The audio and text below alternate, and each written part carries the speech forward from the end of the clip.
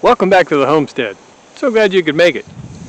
Well, I'm back on the boat. Gonna work on it. But let's do a little recap. All that's gone on. Let's see, it wouldn't start. And so I did a bunch of tracing with wiring because of moisture and such. And found that, ultimately found that the coil, the ignition coil, was bad. It ohmed out badly. So I ordered a new coil, wired that in, and still no start. Messed with that for a really long time, longer than I probably should have, but I didn't want to believe that the ignition control box, control module, had gone bad. That's an MSD part made for boats. It's a marine controller, and that part is about $600 new. And anyway, after all of that, I realized that the controller was bad. So that's what I did. The last time I worked on it, I installed, took the old distributor out, put the new distributor in, wired it up, put a temporary jumper wire on it, got a bunch of backfires and misfires and it wouldn't run, only to realize that I had completely wired the distributor cap wrong. Anyway, so through lots of fiddling and fuddling around, I rewired all of that, and it fired right up.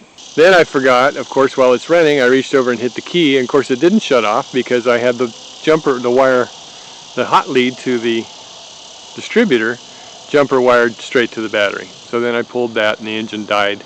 Put the spark plug in, put the plug wire on, and voila, all is well. It runs, it idles, but I can't leave it that way because I have to be able to kill the boat with the ignition switch from the driver's seat. That's just a safety thing, and it just wouldn't do to have to run to the back and open the hatch and unhook it that way. That's not safe.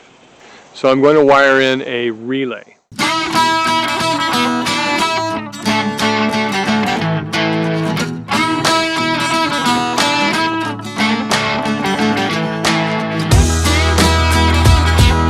First thing I'm going to do is disconnect the battery.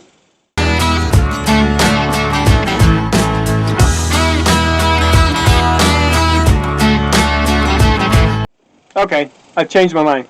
I hooked the battery back up. I want to confirm the power source for the relay. What a relay does is I can use it to take 12 volt voltage directly from the battery to the coil. And the relay will hook to the ignition switch. When you turn the ignition switch on, it closes the contacts in the relay and hooks those two things together like it's one piece of wire. Then when you turn it off, it opens the circuit so they're not touching anymore, and then the engine will die.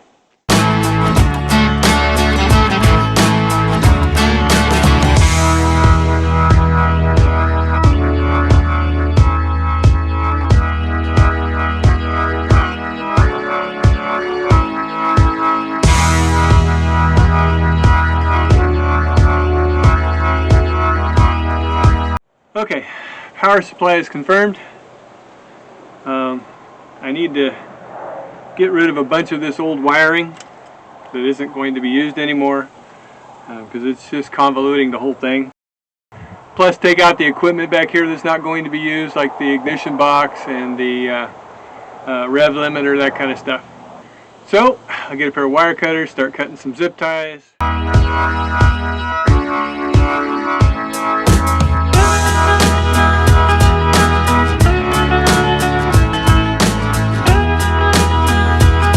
This is the ignition box that I was talking about. There's no way to look inside to see if anything's damaged. It's completely sealed.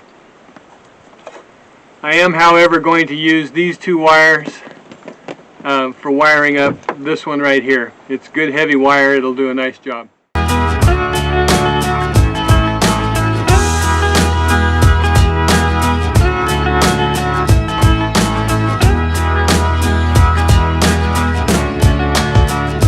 There's a lot of strange wiring in here that doesn't look like it came factory.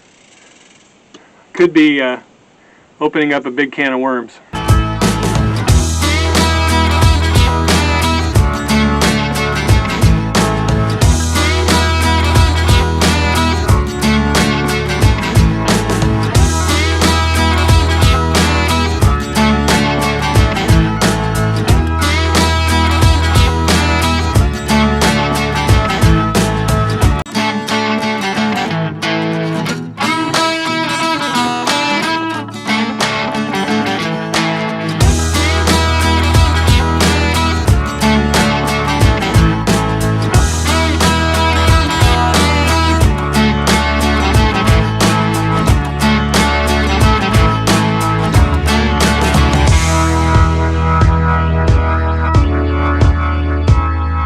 Okay, I'm going to have to do some research to figure out how to wire this exactly.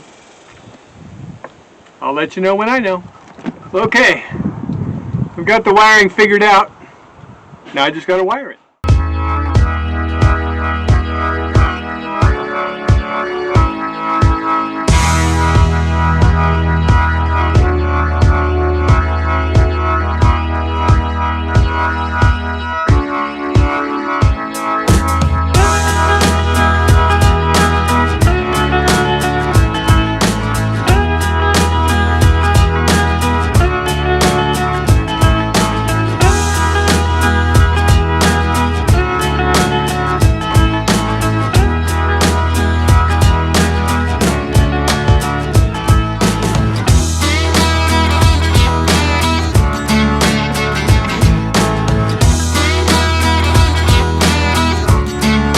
Okay, I just need to double check that the shift interrupt switch, which is right here, is actually grounding out this purple wire. If it is, then I'll hook it to what I believe is the tack wire. I hope it is.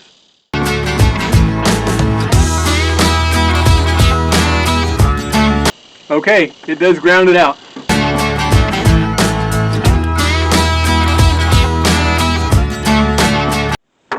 So what I'm doing with the propane torch, these connectors are crimp connectors or butt connectors, putting two wires together, or three or however many. And then they have heat shrink tubing built into them with a glue inside that seals them. They are all weather or wet weather or wet application connectors. They work really, really good for this application. I like my other crimpers better that I was using, but they split the heat shrink. So I'm going to have to wrap these in tape, sadly. So I'm going to go get some electrical tape and I'll be right back.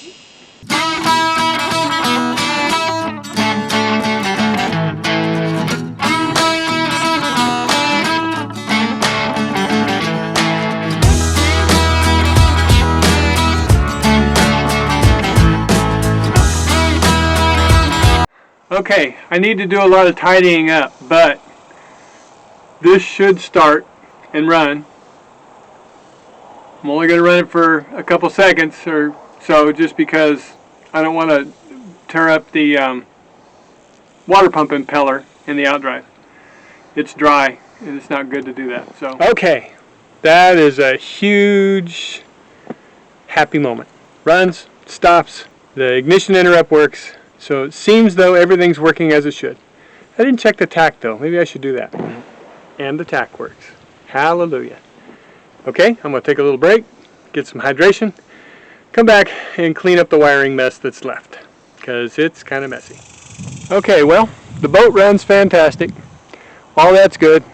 I was running it. I had the water on going through. I went around the back to make sure the water was coming out the exhaust like it's supposed to. No water out the exhaust, but of course I had the plug out of the transom, you know, for winter time, and all the water's coming out of the transom. So I got up inside, looked around underneath, and this little $2.50 piece is a freeze plug, and it had popped out, which is not normally a huge deal, except that this particular freeze plug is right behind the motor mount. So I need to figure out a way to get the weight off of the motor, get the motor mount off, beat a new freeze plug back in there, and then put it all back together. All of that is going to be difficult. There's no way I can get it done tonight, and if I'm lucky I could get it done tomorrow. I'm not sure. I have options. I don't want to put the same freeze plug back in that got pushed out. Near as I can figure is there was water in the block during that freeze we had that was 7 degrees, and it froze the water in the block and kicked out a freeze plug. That's best case scenario. If it had not kicked out a freeze plug, it could have cracked the block. And hey, who knows? Maybe it did, I don't know. But I don't see any evidence of that. But I do need to figure out what to do with this freeze plug. They make expandable freeze plugs, which are good for a short period of time. They're rubber with a steel plate on the back and a nut. You put them in there and you tighten them down and they expand. I would probably have better luck getting one of those in there than one of these. I'm going to have to crawl around in there and see. I may have to take the back seat out just to even see it. It's up near the front of the motor, which is up against the back seat. So I don't know at this point. It's already getting kind of late and I have to go to work in the morning. And I get up at 2:30, so I have this hour-and-a-half drive ahead of me, and I'm quite honestly feeling a little defeated right now. I was on cloud 9 a minute ago. It was running so good. Now this. I don't know. I don't understand sometimes. But that's okay. For now, though, thank you for watching. I know wiring and all of that stuff is very boring, but if you hung in there the whole video, amazing to you. Amazing for you. Amazing for me. So thank you.